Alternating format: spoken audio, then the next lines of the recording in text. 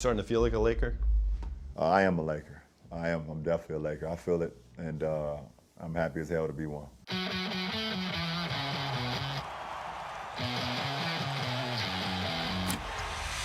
I just have one ground rule for the interview, there'd be no cursing or swearing. Please watch your mouth. No, the lady set me straight. Okay. The lady set me straight last night. You already knew the rules. As a finely tuned athlete for years, you've worked on your body. Were there any times in your life or in your career where you started to put more emphasis on the mental fitness side of things? Yeah, I would say probably the last 8 years. And the one instance that I could think about right off top was after the loss to Dallas in the 2011 finals. I knew that the physical side wasn't going to just be enough, and also the level of scrutiny that I was dealing with and how I got out of my comfort zone. I lost the love of fun for the game, and I knew that was the mental side.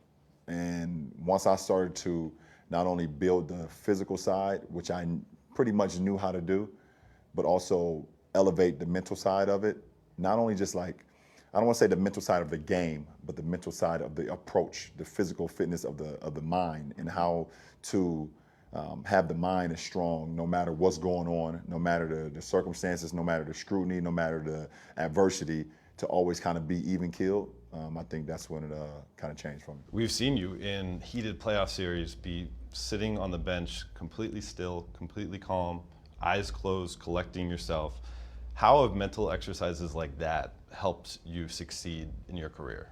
I think it's helped tremendously, Dave. I mean, to be able to be in a packed arena on the road with 20,000, 22,000 people, screaming fans, going crazy,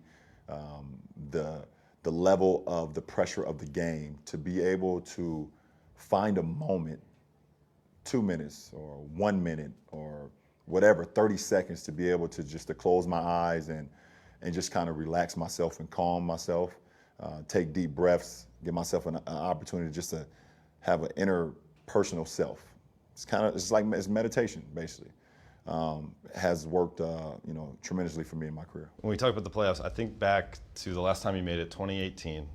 Played 82 games in the regular season, first time in your career. Got to the finals for the 8th time straight in your career.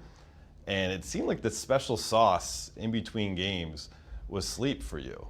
And I know that the Calm app can aid you in your sleep. How do you use it to monitor your sleep or track your sleep now? Well, I would be wrong if I didn't go without mentioning my wife. She introduced me to the app over a year ago, and ever since over a year ago, I have not, and this is a complete true story, I have not either went to sleep at night or taken my daily naps without turning on the app. It's something that calms my mind. It's something that puts me in a very calm state of mind to be able to get as much sleep and deep sleep, REM sleep, as possible. And one thing that I learned early on in my professional career is that the best recovery, as much ice, as much cold tanks, as much massaging, as much whatever you can do can never ever substitute for sleep. That is the greatest recovery for an athlete like myself, for athletes all over the world, for people all over the world. The greatest recovery is actual sleep. That's when the mind and the body is at ease. That's when the body is recovering. And for me, I take sleeping very seriously. Speaking of sleep, I want to talk about the Lakers, a team that was slept on, I think, by some people. We still sleep. We still sleep. Let's keep it down, Dave. Keep it down. We still sleep.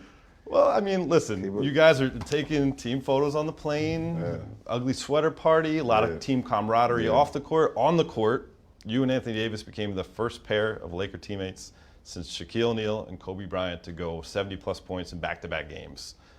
You know the history of the game. You know the history of that franchise. What does that mean to you? I mean, for me, Dave, I think you've had conversations with me. Anytime I'm able to be linked with the greats, myself and AD, to be linked with Kobe and Shaq, I think along that process, along that journey, you sit back and you're like, wow.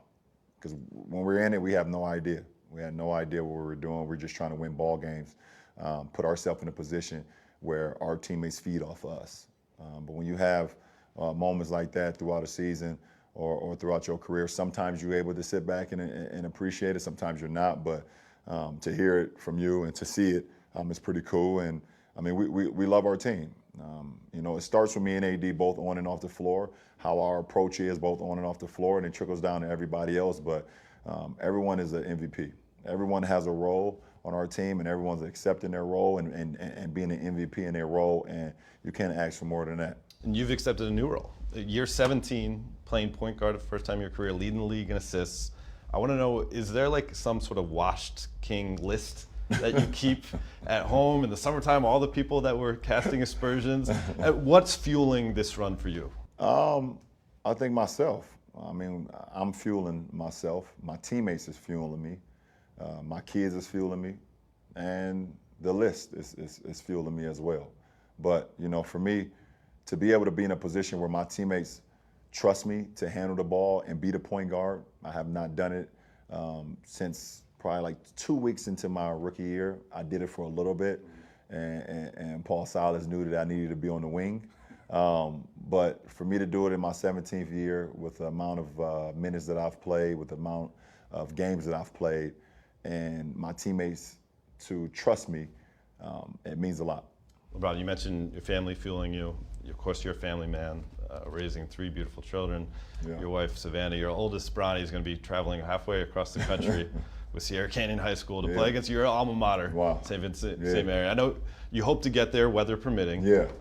But what emotions is this event, this game, stirring up? A lot, because, you know, obviously everybody know that St. Vincent St. Mary is when I became, or people started to recognize me from a national standpoint. And for it to be, you know, 15 years later, and my son is about to play a high school game versus my alma mater in our home state.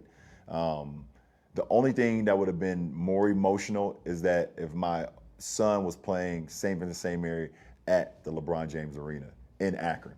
That would have been like, I think it would have been too much. But it's just a pretty cool thing, man. You don't know how things will line up in life, and you know, it almost seemed like it's just all coming back full circle. Seeing my oldest son doing the things that he's doing, I'm proud of him and his basketball club. They got a great team, but more importantly, they're just great kids. You once said that you really enjoyed playing at Staples Center on Christmas Day, but it's always been as an opponent. Yeah. This will be the first time you get to do it as a Laker. Right. What's that moment going to be like for you? I mean, Christmas is definitely one of the greatest gifts that we have.